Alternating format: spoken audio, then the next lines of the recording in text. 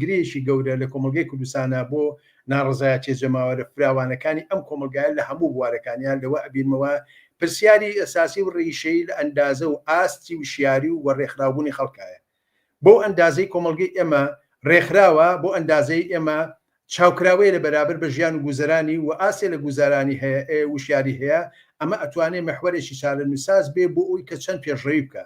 ئەگەر ئێمە بزوتنەوەی مامەسایان لە بەرچاوگرین بۆ ئەندازەی بزوتنەوەی مامەسایان خۆیان ڕێکخراون 10 ساڵ لە مەدانان و ئەزمموی جۆرە و زۆریان هەیە و توانیانە بارحە کاریگەریان لەسەر کۆمەلگا هەبێ بە شێوەیەکی گشتی. لەم پێشمانگەی ڕابردووە ئەوەی پیشاندرا ئەوە بوو جەسارەتێک و بەردەوامبوونێک و نوع لە ئیش و کاری بەردەوام ئەوەی پیشاندا ئەندازەی یەکگرتووی و هاودڵی و هاوخەباتی خەڵک و ڕێکخراوبوونیان.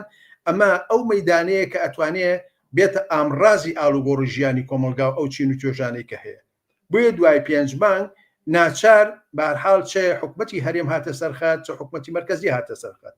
واتە بۆ هەموو چین و توێژەکانی کە ئەمە حقیقەتێکە بەهەرحاڵ کاریگەری لەسەر هەموو هاوکێشەکە هەیە، هەموو داخوازیەکانی خەڵکەیە، هەموو خەبات و تێکۆشانی کۆمەلگەی خەڵکی کوردستان هەیە کە ئێمە بە چه ئەندازەیە ڕێکخراوین وشیارین ئاگاین بە بەژەوەندیەکانی خۆمان و بۆ و داواکاریانەی کە داوای دەکەین.